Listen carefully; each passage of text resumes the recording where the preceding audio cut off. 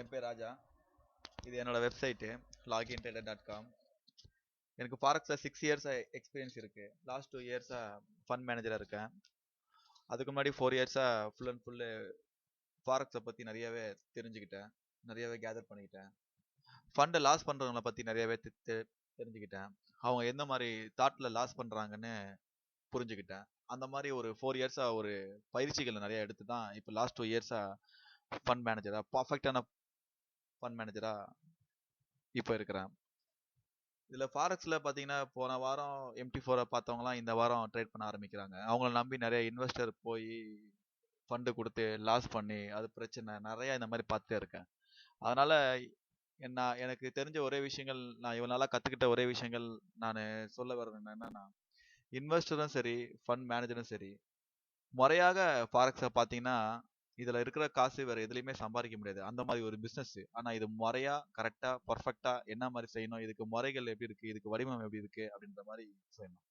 சில பேர் பார்த்தீங்கன்னா இண்டிகேட்டர் ரோபோ இந்த மாதிரிலாம் வச்சு தான் ட்ரேட் பண்ணி நிறையா லாஸ் பண்ணுறாங்க.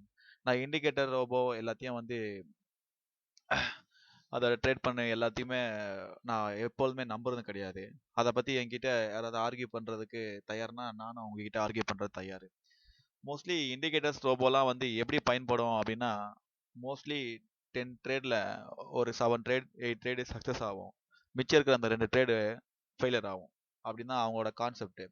ஸோ அது உண்மைதான். பட் ஆனால் அந்த 2 ட்ரேடு ஃபெயிலியர் ஆகிற ட்ரேடில் வந்து அவங்க 8 ட்ரேட் எடுத்த ப்ராஃபிட்டும் சேர்த்து அந்த 2 ட்ரேடில் போயிடும். ஸோ இது வந்து நோ யூஸ், எதுவுமே இல்லை. ரிஸ்க் லெவலில் மணி மேனேஜ்மெண்ட் தெரியாமல் அதில் பண்ணாங்கன்னா அவங்க ஃபண்டே வந்து டோட்டலாகவே க்ளோஸ் ஆகிறதுக்கு வாய்ப்பு இருக்குது.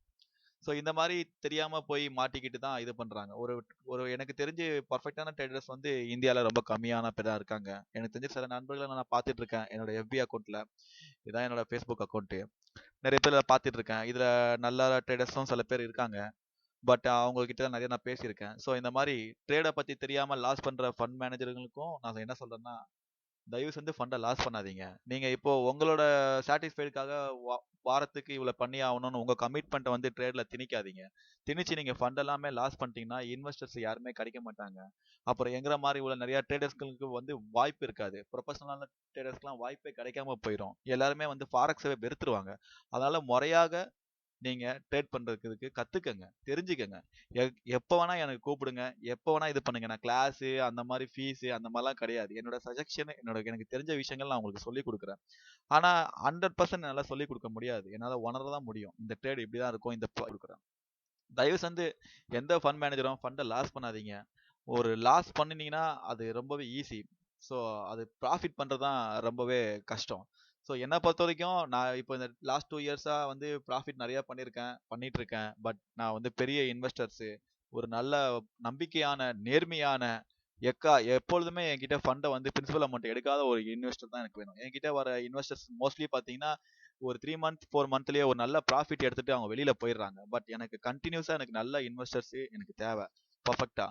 எனக்கு ஒரே ஒரு விஷயம் தான் தெரியும், நான் அது இன்வெஸ்டர்கிட்ட சொல்கிறேன். எனக்கு ஃபண்டை எக்காரணத்தை கொண்டு லாஸ் பண்ண தெரியாது. அந்த ஒரு விஷயம்தான். என்னோட ட்ரேட் ஸ்டைல் எல்லாமே எப்படி இருக்குன்னா, full and full trend line base பண்ணி தான் இருக்கும்.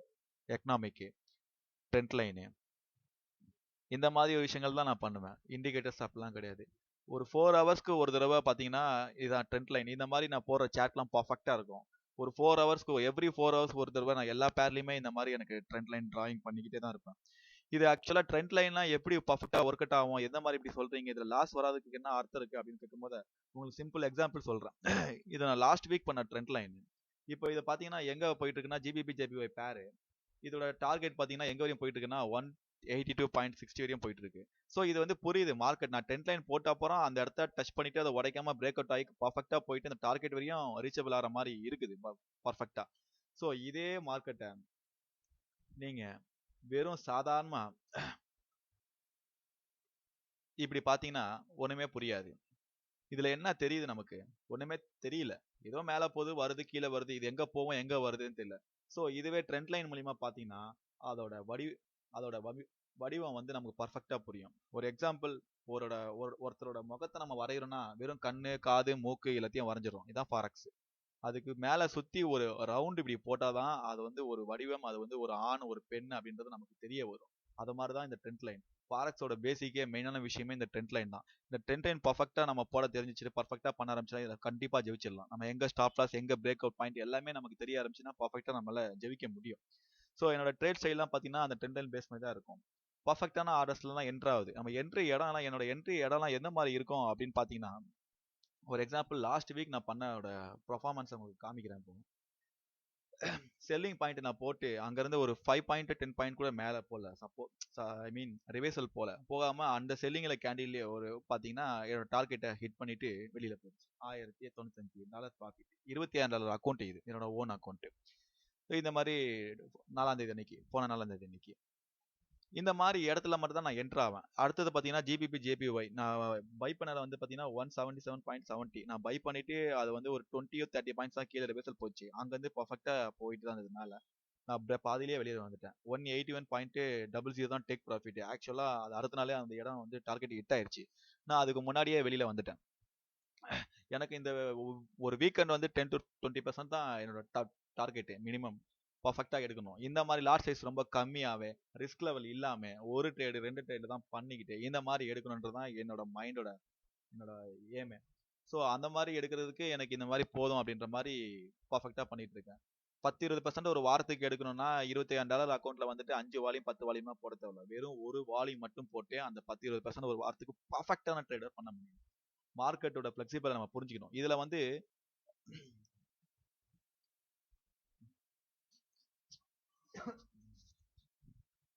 இது நிறைய ஃபண்ட் மேனேஜர்களுக்கு தெரியாம அவங்க என்ன பண்ணுவாங்கன்னா, இண்டிகேட்டர்ல வந்து 15 மினிட்ஸ் 30 மினிட்ஸ் 1 ஹவர்ஸ்லாம் வச்சுக்கிட்டு அதில் லாட் சைஸ் அதிகமாக எடுத்துக்கிட்டு ஒரு 20 பாயிண்ட்ஸ் 30 பாயிண்ட்ஸ்க்கு ரொம்ப கஷ்டப்பட்டு ஃபண்டை நிறைய லாஸ் பண்ணவங்க தான் இன்னைக்கு ஜாஸ்தியாக இருக்காங்க நிறைய பேர். ஸோ அவங்களுக்குலாம் நான் ஒன்னே ஒன்று சொல்லிக்கிறது என்னன்னா, ட்ரெண்ட் லைனை ஃபாலோ பண்ணுங்க. அதை எப்படி ஃபாலோ பண்ணுறது கூட நான் சொல்லி கொடுக்குறேன். என்னால் முடிஞ்ச அளவுக்கு நான் உங்களுக்கு ஹெல்ப் பண்ணுறேன். நான் இதனால உங்களுக்கு நான் ஏன் ஹெல்ப் பண்ணுறேன் அப்படின்னு நான் சொல்கிறேன்னா, அதனால எனக்கு எந்த பிரயோஜனம் கிடையாது. நான் ஒன்றும் ஃபாரெக்ஸ் கிளாஸ் எடுத்து எனக்கு இந்த ஒரு கம்பெனியில் போய் இன்வெஸ்ட்மெண்ட் பண்ணுங்க, இந்த கம்பெனி என்னோட கம்பெனி அப்படின்னு நான் அந்த மாதிரி மார்க்கெட்டிங் நான் பண்ண விரும்பல. ஃப்ரீயாகவே அவங்களுக்கு நான் ட்ரைனிங் கொடுக்குறேன். எல்லா ஃபண்ட் மேனேஜர்களுக்கும், லாஸ் பண்ணுற ஃபண்ட் மேனேஜர்களுக்கு. எதுக்காக ஒரு ஃப்ரீயாக ட்ரைனிங் கொடுக்குறாரு அப்படின்னு கேட்டிங்கன்னா, நீங்கள் ஃபண்டை லாஸ் பண்ணீங்கன்னா இன்வெஸ்டரை லாஸ் பண்ணுறதுக்கு சமம் சார். நீங்கள் இன்வெஸ்டரை லாஸ் பண்ணிட்டீங்கன்னா அந்த இன்வெஸ்டர் எங்களுக்கு வேணும் சார். யாருமே இந்த வந்து ஃபாரெக்ஸை வந்து வெறுத்துட்டு போயிடுவாங்க சார் எல்லாருமே. அப்போ எங்களை மாதிரி வந்து ஒழுங்கான கரெக்டான பர்ஃபெக்டான பண்ணுற ட்ரேடர்களுக்கு வாய்ப்பே இல்லாமல் போயிடும் சார். அதுக்கு இன்வெஸ்டருங்க எல்லாத்துக்கும் நான் ஒன்று சொல்லிக்கிறேன். என்னன்னா, உங்களோட ஃபண்ட் மேனேஜர்களை எப்படி நீங்கள் தேர்ந்தெடுக்கணும்னா, நாளைக்கு நடக்க போகிற மார்க்கெட்டை பற்றி இன்னைக்கு கணிச்சு பர்ஃபெக்டாக என்ன நடக்குது அப்படின்னு எவன் சொல்கிறானோ அவன்கிட்ட நீங்கள் உங்களோட மணியை கண்டிப்பாக இன்வெஸ்ட் பண்ணலாம். ஏன்னா அவனுக்கு வந்து ட்ரெண்ட் லைனை வந்து போட தெரிஞ்சவன் தான் அந்த மாதிரி சொல்லுவான். ட்ரெண்ட் லைன், எக்கனாமிக் இந்த மாதிரி ஃபாலோ பண்ணுறவன் மட்டும்தான் அப்படி சொல்லுவான். இண்டிகேட்டரை பார்க்குறவன் சொல்ல மாட்டான். இண்டிகேட்டரில் டேக் ப்ராஃபிட் நாளைக்கு எங்கே போவோம், நாளைக்கு எங்கே போயிட்டு ரிவர்சல் ஆகும்னு எந்த ஒரு இண்டிகேட்டர்லையுமே கிடையாது. நவ் மார்க்கெட் பை ஆகிட்டு இருக்கிறத காட்டும், நவ் மார்க்கெட் செல் ஆகிட்டு தான் காட்டும். ஸோ அந்த மாதிரி ஒருத்தவங்க கிட்ட வந்து ப்ரீவியஸ் ஹிஸ்ட்ரி 6 மாதம் statement, 1 year statement, 2 year statement இந்த மாதிரி வச்சிருக்கான், இந்த மாதிரி ப்ராஃபிட் பண்ணிக்கணும் அப்படின்னு உங்க ஆசைகளை உங்ககிட்ட திணிக்கும் போது நீங்க அந்த ஆசைகளை கவர்ந்துடுறீங்க. இவ்வளவு ப்ராஃபிட் பண்ணிருக்காப்ல, பர்ஃபெக்டான இண்டிகேட்டர் என்கிட்ட இருக்கு, பர்ஃபெக்டான ரோபோ இருக்குன்னு அவங்க நம்பி அக்கௌண்ட் கொடுக்கும் போது தான் உங்களுக்கு லாஸ் ஆகுது. மார்க்கெட் எப்பொழுதுமே ஒரே மாதிரி இருக்காது, டைப் சேஞ்ச் ஆகிட்டே இருக்கும். சேஞ்ச் ஆகும்போது அந்த இண்டிகேட்டர்ஸ் ஒர்க் ஆகாது. ஃபர்ஸ்ட் இது முன்னாடி உள்ள ப்ரீவியஸ் மார்க்கெட்டுக்கு ஒர்க் ஆகிட்டு இருந்த இண்டிகேட்டர் இந்த மார்க்கெட் ஒர்க் ஆகாம போயிடும். ஸோ இந்த மாதிரி ஃபண்டு வந்து லாஸ் ஆகிட்டே இருக்கும். அது அவங்களுக்கு தெரியாது. ட்ரெண்ட் லைனை பொறுத்த வரைக்கும் அப்படி கிடையாது. ஒரே பேசிக்ல பர்ஃபெக்டா போயிட்டு இருக்கும். என்ன பண்றோமோ அதுதான் நிறைஞ்சமா இருக்கும். மார்க்கெட் எவ்வளவு சின்னதாலும் சரி அது பர்ஃபெக்டா இருக்கும். ட்ரெண்ட் லைன் போட தெரிஞ்ச ட்ரேடர்களுக்கு பர்ஃபெக்டான என்ட்ரி பண்ண தெரியும், பர்ஃபெக்டான இடத்துல வெளியில வர தெரியும், பர்ஃபெக்டான ஸ்டாப் லாஸ் வைக்க தெரியும், மணி மேனேஜ்மெண்ட் பர்ஃபெக்டா ஃபாலோ பண்ண தெரியும், ஃபண்டை லாஸ் பண்ணாம ப்ராஃபிட் பண்ணுவாங்க.